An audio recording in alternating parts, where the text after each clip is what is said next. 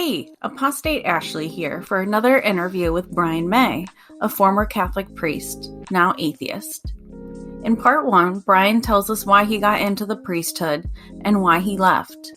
Now in part two, he opens up a little bit more about the emotional impacts religion left on him, having to hide being gay behind his celibacy. I'm kind of curious, whether intentional or unintentional, what type of hurt you've experienced over just your life. Yeah, there's definitely a lot of hurt there, and I'll say that in kind of my early stages of leaving, I kind of glossed over it right after leaving the religion. It was kind of more like, oh no, I'm fine. Like I wasn't hurt by that, but I kind of came to realize over time just how raw a lot of it was, and that there was trauma there, and I came to a point of actually describing it as trauma. Although I will say, like in posting the video, and and knowing, well, you were posting the video and knowing that I was considering like what might like members of my family react negatively to, what would and for the most part, I don't think the general experience or kind of would cause a negative reaction. The thing that I actually thought that a lot of them would react negatively to was the idea that it was traumatic, the idea that there was trauma, that was what was going to cause a negative reaction. And although Yeah. I haven't heard that yet, I still kind of wonder. One of the clues in my own mind to realizing that there was some trauma there for me was actually, it was again my son. And one member of my family at one point, my son was there was some of the inevitable trouble that was going on because he struggled in school. My son was going through his same inevitable, one of the rounds of challenges that he was had. And one of my family members started leaning in, going like, let me come bring him to church, or let me take him to church, if nothing else. And I had this strong visceral reaction to it. Like, thankfully I was polite at the time, because I would have rather, I'm glad I didn't like sharply hit back. But I had this really strong, like gut punch, almost physical reaction to it. And afterwards I thought, oh, like, okay, there's something there. I was affected by all of that, because I was not willing to take my son anywhere near there. I mean, if he had wanted to go, like if he said, oh, I want to go with my friend to church, I would have certainly let him. And I would have probably just taken a strategy of, okay, let's talk about it. Like, hey, what did you see? What did you experience? And then it kind of introduced the conversation gradually about, my own perspective on it and so forth, but let him experience it. But I had this strong visceral reaction to the idea that I was going to take him, like that there was something important that I needed to pass on to him and take him to church. And I just, so yeah, that was one of the big clues in my mind. I think it came out in a number of ways, and I think some of it had to do with me being gay, for sure, and so sex and sexuality in general. And this, I will say, I didn't get a lot of, like, in St. Jerome's Catholic Church in Jerome, Idaho, which was my childhood parish. There wasn't a lot of like regular anti-gay preaching. That wasn't prominent on the menu, shall we say. It would come up occasionally. It would come up during kind of these irregular examinations of conscience, where they're talking about a long laundry list of sins, so you could consider what ones you had. So it would pop up there occasionally, sometimes guest speakers, sometimes idle comments here or there or something. So it was clear that it was frowned upon, that this community didn't like that. Since you were really pretty young?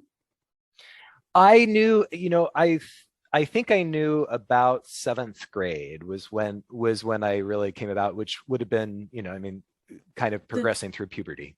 The normal age that boys start becoming interested in that type of thing. Mm-hmm. Yeah. So you were in church in those services, hearing that every once in a while. Yeah. So sometimes in the regular services, oftentimes like the seasonal services. So in Lent and Advent, they would do penance services, and there'd be kind of these examinations of conscience where you go through sins. And so sometimes it would make it in there, sex in general, make it in there, maybe, Yeah. or maybe they specifically try to call out homosexual sex or something like that. But also guest speakers and things. And my family was uber religious, and the whole parish would kind of get caught up in these waves of things like apparition chasing and so forth, and I'll definitely talk about that. But in all of that, there was plenty of it. It would pop up, and there would be occasional videos that they'd show in like our religious education programming and so forth that would mention it. So it came up fairly often, even though it was definitely not a weekly mention. It was maybe every few months I would be exposed to some sort of anti-gay mention. So when that stuff was mentioned, well, how did you feel? Like I really needed to suppress that part of myself. Now that's maybe not unique to gay individuals in the Catholic Church, although it certainly adds a dimension to it, because the Catholic Church tends to be very anti-sex and sexuality, and so there's a lot of repress it all, Yeah. And definitely, premarital sex, or even sometimes masturbation, sometimes, that all of there'd be this laundry list of sins around sexuality. But I definitely felt like, okay, especially, my family's really religious. I'm really religious. All the way through, I was engaged in it. Even discretionary stuff in school, I would choose religious topics. To carry on the same thought. So indoctrinated as I was in the religion, I would use it to defer questions about my sexuality. So a lot of gays, if they're not ready to come out, they'll come up with excuses, or that we talk about people having a beard, which would be kind of a fake girlfriend, somebody to defer the questions. I didn't need a fake girlfriend because I had the religion. The religion was my shield. I could just quote religious stuff, and that would defer all questions about my sexuality. But in retrospect, that was really foolish and repressive. I mean, it was repressing myself and who I was. I lost out on dating due to what was mostly irrational fear. Well, it was both rational and irrational fear. I mean, there was a lot of fear about it, and indeed, like, people didn't react nearly as negatively as I thought they would. And I'm sure if I had come out, there would have been more acceptance than what I had thought. Yeah. But it was perfectly rational in that certainly the church community was not going to accept it. That part was very rational. The church community was absolutely not going to accept it. On that same vein, my anger comes and goes a little bit at the lost opportunities, particularly the romantic one. Like, I feel like I lost out academically a little bit by focusing all of my energy and all of that schooling on religion, when I could have done something more productive, like, I don't know, law, philosophy, science. Literally anything else would have been probably more productive for the human race, I think. Yeah. Because you could have done, there was more than just relationships. And even it's just really sad that as a teenage boy that you didn't get the chance to have some of those dating experiences. It should be normal for, if a high school girl is dating a high school boy at school, it should be just as acceptable, in any situation, for you to be dating another high school boy at the time. Sure. And to just take somebody that I'm romantically interested in to school dances or prom. Yeah, to prom. And just kind of have that normal teenage development. Yeah. Yeah. So you really feel like you missed out on a lot of that. Yeah, I do. The opportunity to date at the same time as my peers, develop myself more, round out that aspect of myself earlier in life. I wish that I had the opportunity to do that. I would trade. I had a lot of good experiences growing up. I talked about that a bit in the last interview, that there was a lot that was positive. I mean, I got a good, it was still a good education overall. To Yeah. some extent, a higher education is just a higher education. It doesn't matter what it's in. I mean, I learned to read and write well. I learned to present a logical argument. I Hmm. learned, I learned how to read, I learned how to research. And so all of those skills are still with me, even though the topic was religion. But I would trade it all for in a heartbeat if I could go back for just a little bit more regular human experience. Hmm. And I would even trade kind of the community experiences that I had there for the more honest and joyful connections in the gay community. Yeah. So I mean, I Yeah. was 29 when I left the church, and I felt like I'd missed out a lot. I felt like I could catch up fairly quickly. Hmm. I started dating, started meeting folks in the local gay community, um, and started kind of just living my own life. But at 29, I mean, there was a whole world of in high school and then college and early 20s where I repressed a lot in myself, including, I'll just say it. I mean, sex. I mean, sex is a human Yeah. good, and it was such a shame that I gave that up for so long. For all of that time Hmm. from high school, and then of course all of my 20s. Um, I was determined to follow all the rules. I mean, and even when I started becoming not a non-believer, I don't know, maybe I'm just a rule follower, but I still didn't date. I still didn't have sex until I was all the way out. I had left and had said sayonara, before I felt free to do that. Before I felt free to do that. Yeah. Yeah. I can identify with that as well. Um, I mean, there was even a shame on, just like you were saying, masturbation even. Hmm. I mean, I was just, I don't know if this is too much information or not, but I was just telling my husband yesterday, I was like, it's just really weird to think back on that time, that whole time I was in ministry. I think I only did that 2 times because there Wow. was so much shame around it. I mean, Yes. you feel the need to like confess your sin and try to move away from that, and just feel like you're a horrible person when those things are natural human Natural, instincts. human, a good thing, I would say. I mean, a powerful thing. I mean, but a good thing, a very good thing. I think so too. I mean, mentally even, it releases a lot of hormones. And Mhm. I mean, I think that it's people who regularly have sex or masturbate are probably healthier people. And Mhm. this church is extremely obsessed with sex, our sex lives, who we have sex Yes, with. yes, it is. And the Catholic Church, and probably Christianity in general, I mean, has made small tendencies toward it, has made small little bits of progress. I mean, the Catholic Church makes these occasional statements about how, well, sex is good. Sex is a part of God's plan. So they kind of nibble around the edges there. But when push comes to shove, this very narrow field of view of what's appropriate, and certainly not gay sex. I mean, that's absolutely out. I mean, if even premarital sex is out, I mean, gay sex is definitely out.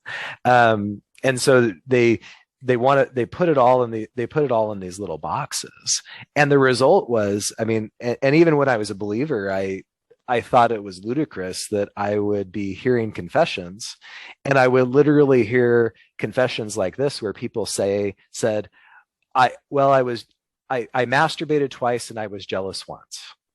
And I'm like, and I'm supposed to give you absolution for that? Like, what is that? Like, what are we doing? Like,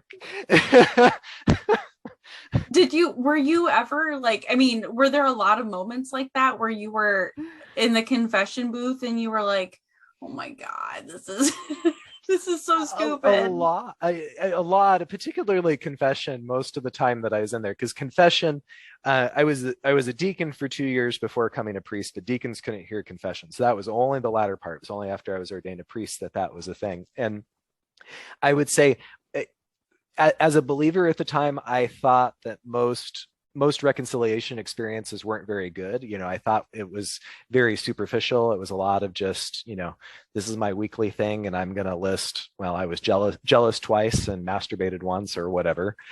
And so I thought that in general it was poor, and oh, we need to aim for a higher understanding of it. And then of course, as I was leaving, and then when I left, I said, well, I mean, just the way that it's structured is so problematic. I mean, it's structured to create that result where if you're encouraging frequent confession, what are people going to do? They're going to come and they're going to say, well, I need to confess everything that's on my mind. But what is that for an average person? What is that when somebody is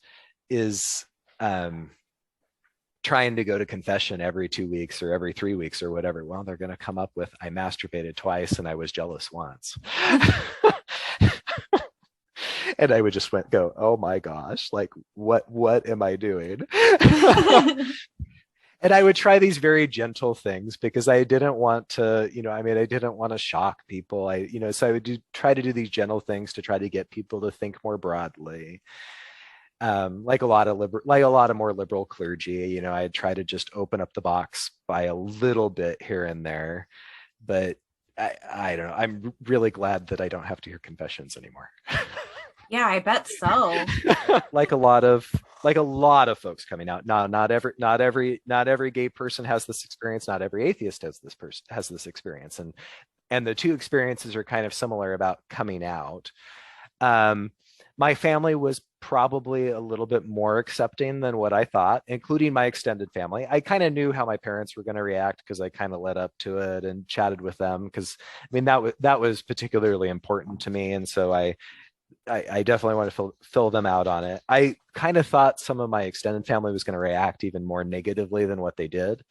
And so I that was fortunate. I was glad that they didn't react as negatively as I thought. But it definitely creates a bit of a barrier around religion, and people would be fair. Some of my extended family members are a little bit more standoffish toward me, and now it could be too. I mean, times of life, like it's hard to say exactly what's going through someone's mind, but in general, I would say Yeah. that there was a lot more distance afterwards, a lot more caution. They're like, oh, what's up with Brian? I don't know what's going on with his life right now. That's really um, sad. yeah, and a lot of them are, of course, still really religious. And I even had, I mean, there's a couple of my more earnest religious family members that I know that I've kind of heard through intermediaries like my mom and sister, that they've asked questions like, well, I mean, do you think Brian will still get to heaven, and things like that, which I actually take kind of kindly. I mean, even though I think it's kind of a silly, it's a silly question, but Hmm. given that they are still in that and they still genuinely believe all of that, I take it as a sense of that they care about me, and they're distressed at the possibility that maybe I'll be burning in hell. Well, okay. I mean, that's something. Yeah, I know. I never know how to take that either, where it's like, well, thanks for thinking of my eternal well-being, but but Right. I don't believe in that either. Yeah, I believe me, it doesn't worry me. I'm not worried about that part. I'm far more concerned about what's real. I'm far more concerned about things that are real. Yeah, what I'm gonna eat for dinner. Have you had has anybody said anything just straight up hateful? um not family. I did hear a couple of really, really patronizing comments from some religious folks in my life after I left. Things like, I'm sorry you've lost your way so far, and stuff like that, which I was pretty negative about. I mean, but for the most part, the relationships weren't such that I felt like there was any value in me tingling with them over that. Yeah. I mean, that's really big of you. I can't say that I always did that myself.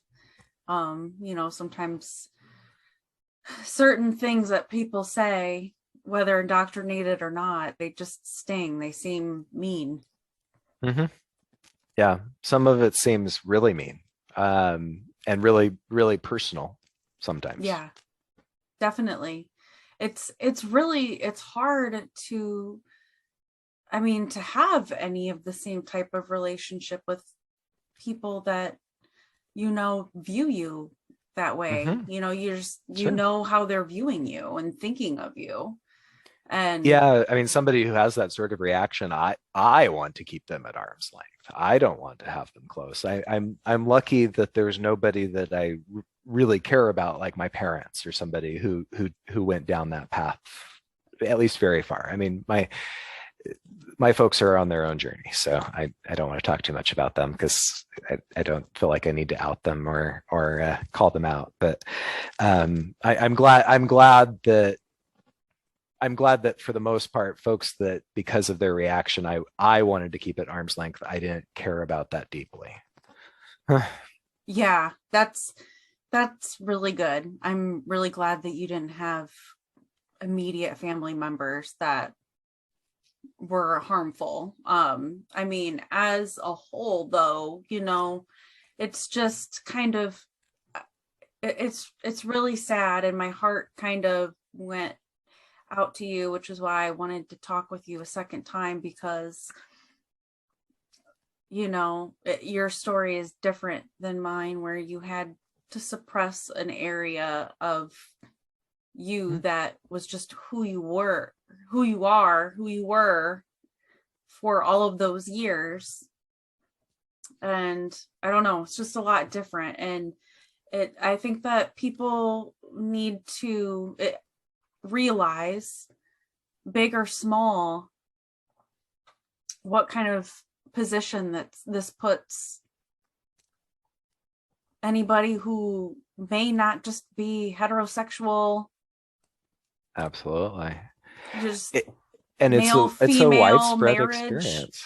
Yeah. It's a widespread experience. I feel like in the local gay community here, I mean, Boise's a small city, and there's a decent sized little gay community, and I'll say it is a rarity to have somebody in the gay community here who doesn't have some degree of religious trauma. Like almost all of the gays in this city have been traumatized by religion at some point or another.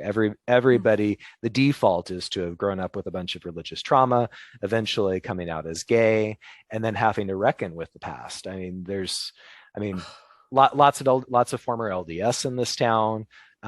Still plenty of evangelicals, plenty of Catholics and Pentecostals, a few Muslims. I mean, there's a little bit of everybody. I mean, it's a fairly Mormon area, so lots of former LDS, but it's the default, and we can support each other on it. I mean, because it's a point of experience. Like, I mean, I don't know, if I'm chatting with somebody, if I'm chatting with some, another gay couple that we're meeting for the first time or something, I can almost just presume by default that they have religious trauma. And so we can share about these things and talk about it. We had a friend over just night before last, and the conversation turns to background of religious trauma growing up and how we approach and deal with that. But it is a big Wow. deal. It's not It's that, although the so local gay real. community knows it, not a lot of other people understand how pervasive that problem is. Yeah. Yeah. And and now just in the aspect of gender as well, Mm-hmm. you know there's a spectrum with gender, a spectrum with sexuality, and all of it, that those things can be backed up with studies, Mm-hmm. backed by science, that these things are real. We're not all supposed to be this or that or this one way. And there needs to be normalcy to this, and people need to be educated on those types of things, or at least be aware of it and be aware of the type of trauma and harm that they're causing. I mean, I can't even fathom how many young people out there who are going through something similar to this, that are having to suppress their sexuality, suppress being able to say that, you know, they're non-binary, or that, you know, that they want to be referred to as he, him instead of she, her, and all people shaming them and ridiculing these people. And it just brings so much harm. It does. I know my son had a wide social group, so I got to meet, you know, quite a few kids through him, and there was this range of, you know, some had beautiful acceptance from their family, because there were some that were transgender, there were some that were just non-binary, you know, not kind of exploring a non-binary identity. There were some that were gay, there were some that, and some of those that were gay, some were out, some were not. Mm-hmm. Um, and gosh, that's tough for a kid to do. I mean, how awesome it is for the what seems to still be unfortunately rare, a kid that just gets outright acceptance from their family. Yeah. Rich and I were visiting with another gay couple here in town. Oh, it's a few months back, and it was one of the rarities in which one of them was raised Catholic and had a lot of specific Catholic trauma. So we bonded over that and talked about that. I actually met him when I was still a priest. So when we were both still in, we knew each other. But then his partner was one of the rarities. He grew up Episcopalian, and they just I mean, still a religion, still, you know, I mean, they're still indoctrinating their kids and so forth. But the one great thing that Episcopalians don't do is they're very accepting to the gays. They're very accepting to folks who want to are not cisgender conforming. And he just had so much less trauma than all of us. He was very sympathetic and understanding, but it was a rarity to encounter an adult gay man that didn't have religious trauma. Like watching my son, Gen Z. Gen Mm-hmm. Z is going pretty far. They're pretty far along on just kind of deconstructing a lot of these kind of weird external ideas about gender that we have, and a lot Mm-hmm. of them are just they're merrily along the way deconstructing those things, which I'm like, okay, more power to you. I wish, I'm glad to see some of the progress with Gen Z, even as my heart goes out to some of the kids that I still see in some of our high schools and so forth who have parents that aren't accepting of that.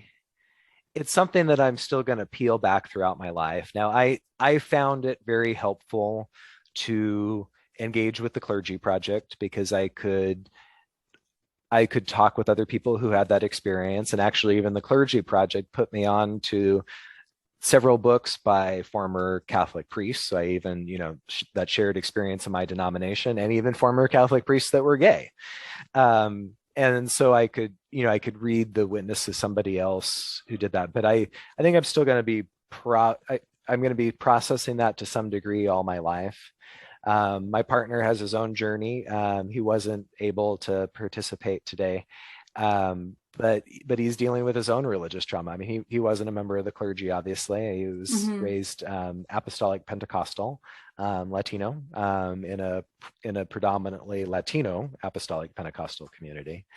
And we kind of keep journeying together through our own trauma. I mean, he uses different words. He's in a different place than I am. I'm a little bit more um, in I'm willing to be a little bit more in the face and than he is at where he's at in the journey.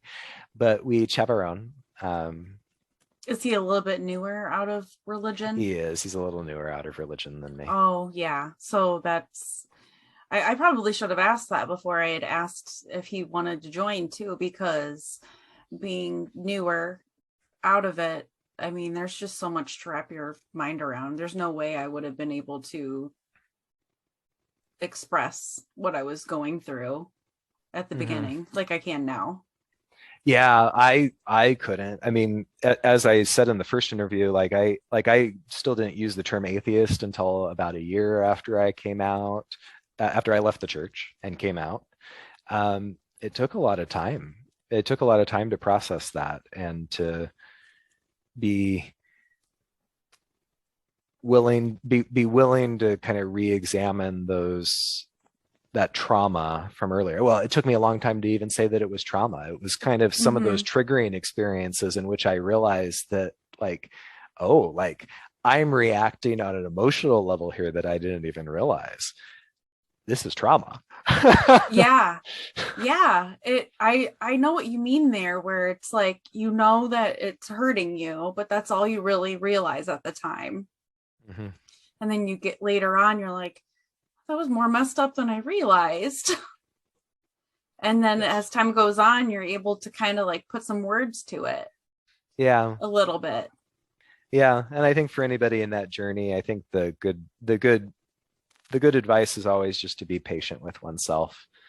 Um, I still like viewing it as a journey. That's definitely a term that I picked up from my Christian days, the journey Yeah. metaphor. But that's maybe a metaphor I'm content to keep, and a story that I intend to keep using, I guess. But being patient with ourselves, um, trying to be patient with others, even as we maybe gently challenge some assumptions and some of those, um, passing on trauma from one generation to one generation to a next, and challenging this religious meme of, let's indoctrinate another generation of children. Yeah. Um, and it does seem like the sweep of history is at least somewhat on our side at this point. I think as when we're in a peaceful and prosperous society, religion tends to decline as a general rule across history. And I think we're still in that phase now. Mm-hmm.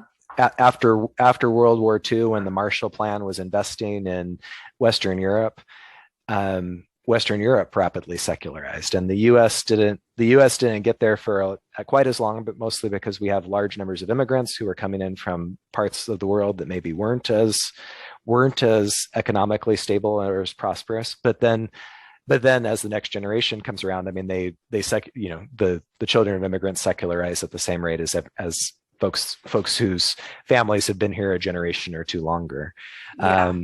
And I think that offers me a lot of solace. I mean, that the number of secular Americans keeps going up.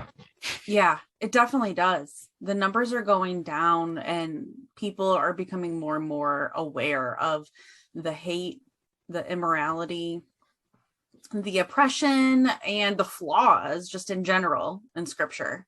Just all of that. People are becoming more and more aware. I think probably thanks to the internet.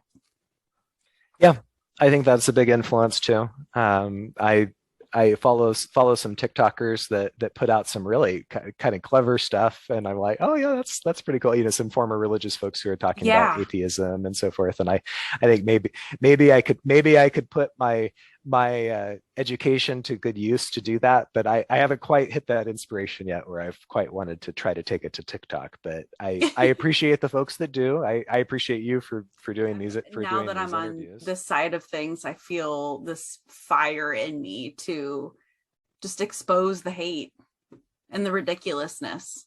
Yeah. I love that, because especially after so many years of just kind of being quiet about it. I mean, and I don't know, I was open about it, but I you know I have a lot of knowledge about religion, and I don't know, I appreciate you and everybody else who takes that to try to educate others on it and help others to grow and move along in life. Did it take you kind of a while to kind of start getting out and open about it? I mean, aside from the angry stage, you know. Yeah. I mean, the anger still kind of comes and goes, but yeah, it took me quite a while. I mean, it took me a while to say atheist. It took me a while. I had a stage where I was really amused by the Church of the Flying Spaghetti Monster. I don't know if you're familiar with it, but it was Yeah. satirical, kind of satirical. And I know I still, I mean, I'll happily put on my calendar if it comes to a matter of government inappropriately promoting religion or something, but but it took me a long time to just be willing to talk frankly about it, to feel safe enough for about it, to be willing to Yes. put myself out there in that way, Hmm. to feel like I'm not going to be retaliated against, or if I am, that I'm ready to take it. That Yeah. if somebody reaches out in a hostile manner, like that's okay. Like I mean, I can withstand that. It's good. I'm not gonna. My life won't come unglued. Yeah. Yeah. I know what you mean. But it took me a while to kind of get there, though. You know, it didn't feel like that at first, but after a lot of time goes by, you kind of get your footing on like what exactly it is that you're not believing anymore. To I don't know. I love having those conversations.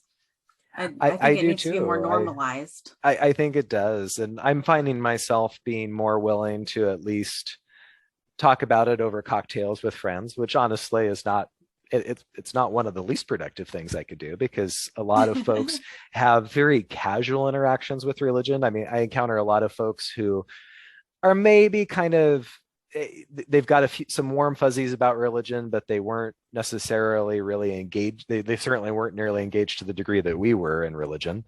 Yeah. Um, and it's an opportunity to invite them to think a little bit more deeply on it, where I can ask them some deeper questions about, well, okay, yeah, you say you believe in God, but you're not all that into institutional religion, and ask them deep questions about what that means to them, and get them thinking critically about it. Yeah. And I think that that's kind of like the healthiest way to go, because for a while I couldn't figure out how to communicate about that effectively, but then I started coming across some street epistemology stuff where that's Yeah. what that's all about, is just asking questions so that person thinks about why they're believing what they're believing. And one of my proudest things is that in all of that intergenerational passing of religious trauma from one generation to the next, that it ends with me.